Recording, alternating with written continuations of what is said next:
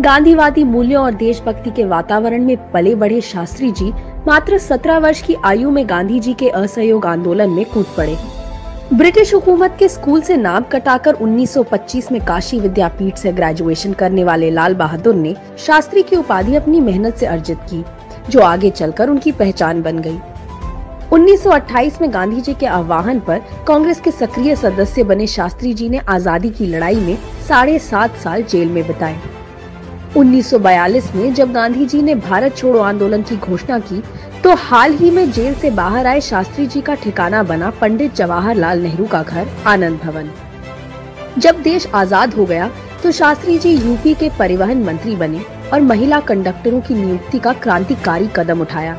1951 में शास्त्री जी को अखिल भारतीय कांग्रेस कमेटी का राष्ट्रीय महासचिव बनाया गया और 1952 में वो देश के रेल मंत्री बने, जिन्होंने आगे चलकर एक रेल दुर्घटना के चलते इस्तीफा देकर मानवता की मिसाल पेश की, जिसे नेहरू जी ने अस्वीकार कर दिया। 1959 में वाणिज्य मंत्री और 1961 में गृह मंत्री रहे शास्त्री के सामने 27 मई 1964 को पंडित जवाहरलाल नेहरू जी की मृत्यु के साथ ही चुनौती ने दस्तक दे दी। मगर भारत का ये लाल चुनौती से घबराया नहीं और 11 जून 1964 को ही भारत के प्रधानमंत्री के रूप में ये कहते हुए शास्त्री जी ने अपने इरादे साफ कर दिए कि हमारा रास्ता सीधा और स्पष्ट है, सभी के लिए स्वतंत्रता और समृद्धि के साथ एक समाजवादी लोकतंत्र का निर्माण और सभी देशों के साथ दोस्ती के जरिए विश्व शांति की कामना। नेहरू जी की आर्थिक नीतियों को आगे बढ़ाते हुए शास्त्री जी ने श्वेत क्रांति के जरिए तो मानो भारतवर्ष में दूध की नदियां बहा दी।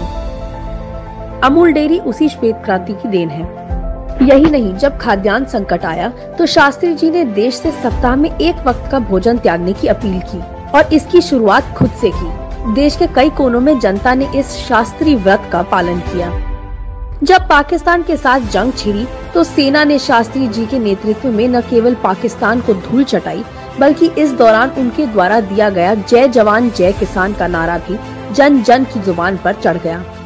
अगर तलवार की नोक पर या एटम बॉम्ब के डर से कोई हमारे देश को झुकाना चाहे, दबाना चाहे, ये देश हमारा दबने वाला नहीं।